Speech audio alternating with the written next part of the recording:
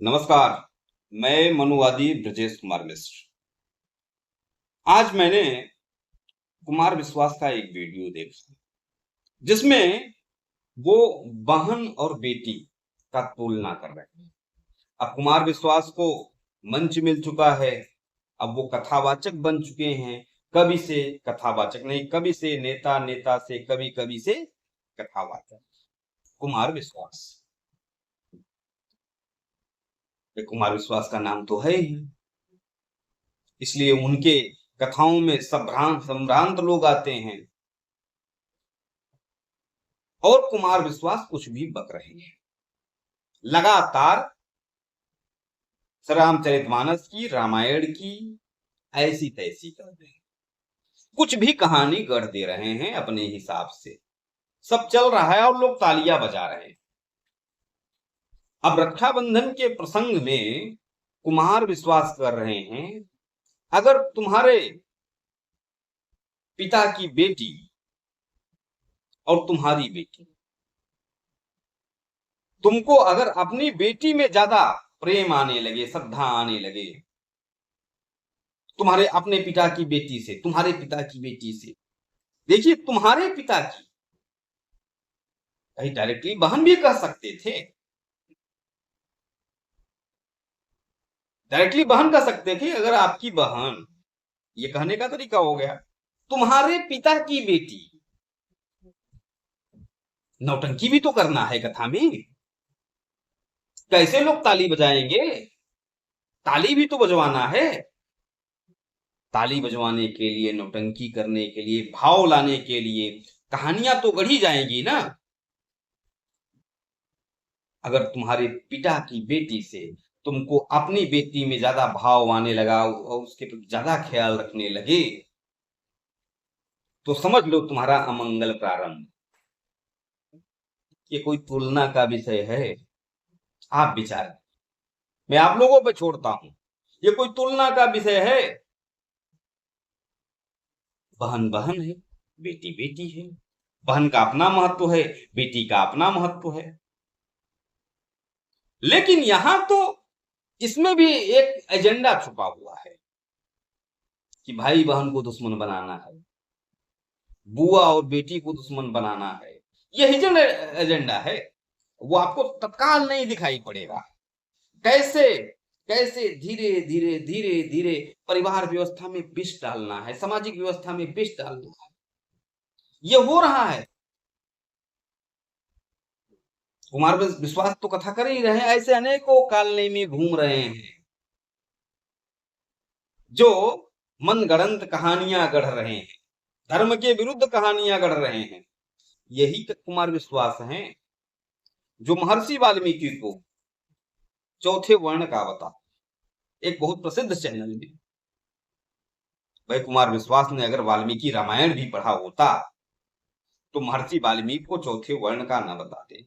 और कुछ महानुभाव तो महर्षि वाल्मीकि को चोर डाकू तक बता देते हैं। अरे मूर्खो, जरा पढ़ लो वाल्मीकि रामायण, उसमें स्पष्ट लिखा हुआ है। न पढ़ना आए तो रामानंद सागर द्वारा जो बनाया गया रामायण है वो देख लो, उसमें वो स्पष्ट कहते हैं कि मैं प्रचेता का रसवापन। ये नहीं समझ में आता।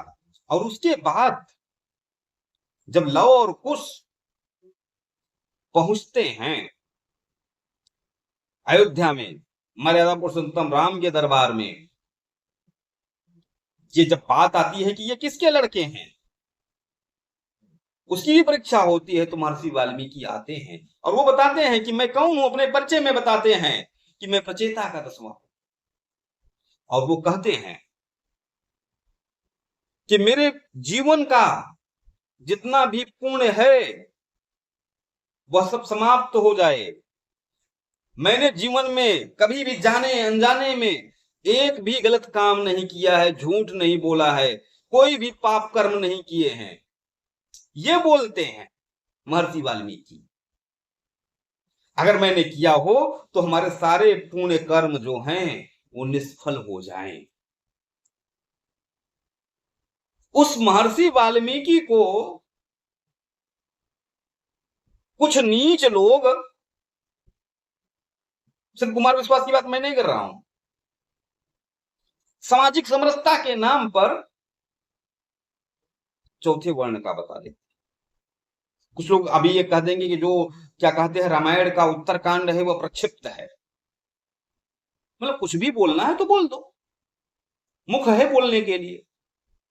मैं फिर आता हूं उसी प्रसंग पर, रक्षाबंधन वाले प्रसंग पर, कि किस प्रकार से कथा के नाम पर कहानियां गढ़ी जा रही है, नौटंकी की जा रही है, और लोग सुन रहे हैं। दुर्भाग्य का विषय यह है, अच्छे पढ़े लिखे लोग सुन रहे हैं और इमोशनल। कैमरा का कमाल होता है, कैमरा लगाया जाता है, कहां कहां दिखाना है, किसको दिखाना है, तालियां बजाई जा रही होती, कुछ भी परोसा जा रहा है और हम सुन रहे हैं। इसीलिए इसीलिए जरूरी है कि कथा कौन करेगा, व्यास गद्दी पर कौन बैठेगा।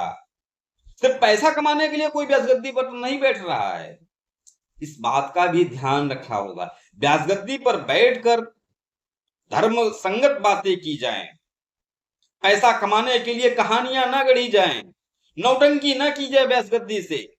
इन सब चीजों का विशेष ध्यान देना होता है, जो कुमार विश्वास जैसे लोग नहीं देखते, ध्यान देते। वो तो कहानियां गढ़ रहे हैं, कहानी गढ़कर कैसे लोगों को इमोशनल किया जाए।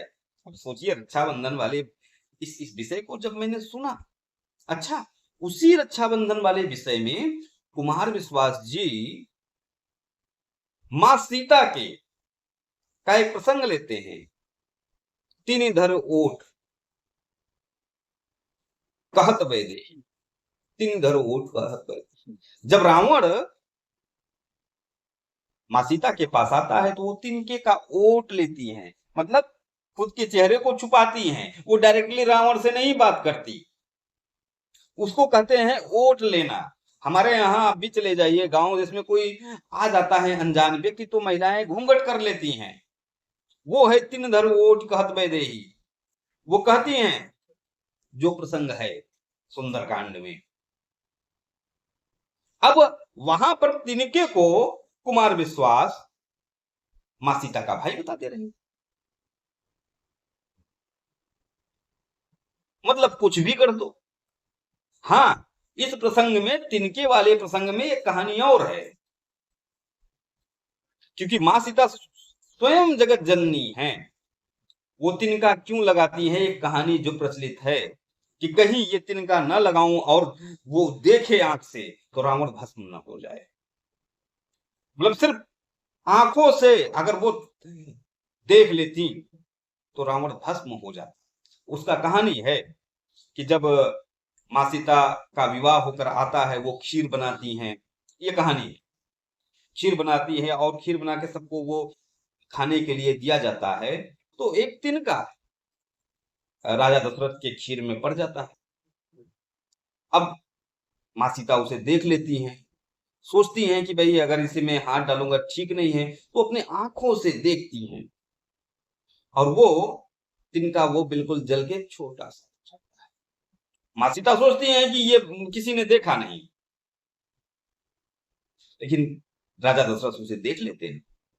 बाद में उन्हें कहते हैं कि आप इस प्रकार से किसी अन्य पुरुष को अगर देखेंगी तो हो सकता है। तो इसलिए तीन धर ओट कहत वैदेही, इसलिए भी एक कारण है कि तिनका रखती है, ये कहानी है। लेकिन तीन धर ओट कहत वैदेही का मतलब ये है, मैं डायरेक्टली बात नहीं करना चाहता, जो महिलाएं करती हैं,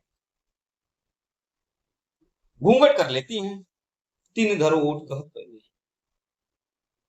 तो उसको भी अपने ढंग से कुमार विश्वास तिनके को मां सीता का भाई बता दे, क्योंकि अपनी बात को जस्टिफाई करना है तो कुतर्क कर रहे हैं और लोग उस पे ऑप्शन भी, सवाल भी नहीं खड़ा कर रहे हैं। आजकल तो बड़े बड़े वीर हैं, कुछ भी कह देते हैं कथाओं में। मैं आज सिर्फ इसी प्रसंग तक सीमित करना चाहता हूं। तो इसलिए मेरा निवेदन है, हम कुमार विश्वास को कथा करने से रोक तो सकते नहीं, हमारी इतनी हैसियत भी नहीं है। वो बहुत बड़े व्यक्ति हैं,